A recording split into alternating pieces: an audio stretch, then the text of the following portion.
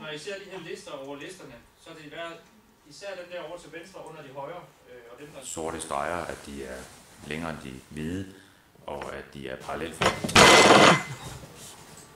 Som I kan se her, så har vi de her utrolig spændende mapper. Sko i min tid, fordi folk de går rundt, og så tror de har slukket kameraet, og så går de op, og så tror de tænder, og så slukker de i virkeligheden. Så det skal man altså lige holde øje med. Det er sådan en klassiker. Hvis I vil zoome, det gør I her ovenpå. Og reglen er, I zoomer aldrig.